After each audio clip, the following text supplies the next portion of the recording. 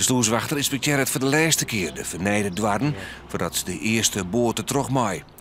De opknapbeurt kost een heel miljoen en het een 25 centimeter diepere trogong opsmieten. Nevens de provincie kent het wel uit. Nou, het wordt drukker, aantrekkelijker, meer gastvrij. En mensen kunnen gewoon via Workum, via het oude Workum, richting de Friese Markt. Nou, dat is een hele mooie toegangspoort van Friesland. De plotboeien die als eerste dit vastseizoen uit Warkenbaai naar de Isselmaar vaart, komen altijd al makkelijk door de sluis. Maar boortjes maar een kiel kwamen Warkum haast net in. Lokale ondernemers hopen dat de betere trogong haar een yield in de laatste brengen zal.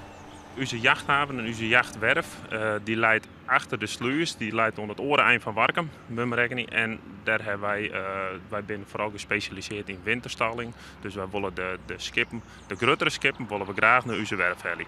En dat wie in het verleden wie dat mogelijk, maar dan moesten de skippen oerstaven komen. En inmiddels ken het nou dus ik terug Warkum. En dat is voor ons logistiek is dat een enorm voordeel. Daar komt nog bij dat het voor de klant uiteindelijk volle makkelijker is. Daarom denkt dat er wel een capaciteitsprobleem is, omdat de Lietse historische sluis een nog groter tal boten net onken.